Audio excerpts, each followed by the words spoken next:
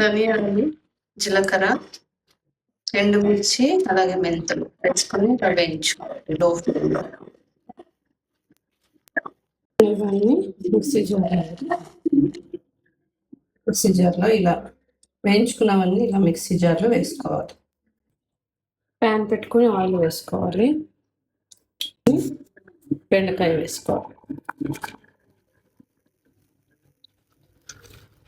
బెండకాయ వేసుకున్న తర్వాత వేయించుకోవాలి లో ఫ్లేమ్లో. కొంచెం ఆయిల్ వేసుకుని వేడైన తర్వాత బెండకాయ వేసుకొని వేయించుకోవాలి. కొంచెం ఉప్పు వేసుకోవాలి. ఉప్పు వేసుకుని మళ్ళీ వేయించుకోవాలి. బెండకాయ బాగా వేగిన తర్వాత పక్కకు తీసుకొని పెట్టుకోవాలి. ఇలా బెండకాయ జార్లోకి వేసుకోవాలి. వచ్చేసి మళ్ళీ ప్యాన్ పెట్టుకొని కొంచెం ఆయిల్ వేసుకోవాలి. ఆయిల్ వేడైన తర్వాత ఒక ఆనియన్, ఒక 2 టమాటో, మళ్ళీ ఒక 4 చిల్లీస్ వేసాను నేను.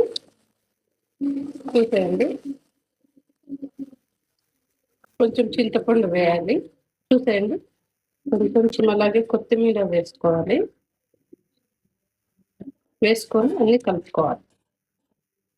వేయించిన బెండకాయ వేసేసాను జార్లో. నెక్స్ట్ వచ్చేసి ఆనియన్, చిల్లీ అలాగే టమాటో ఇవన్నీ వేయించుకున్నాం కదా, ఈ మిశ్రమంని జార్లో వేసుకోవాలి.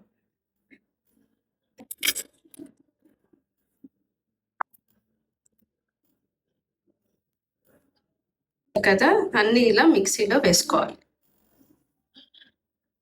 చూసారు కదా, కొంచెం పసుపు వేసుకోవాలి.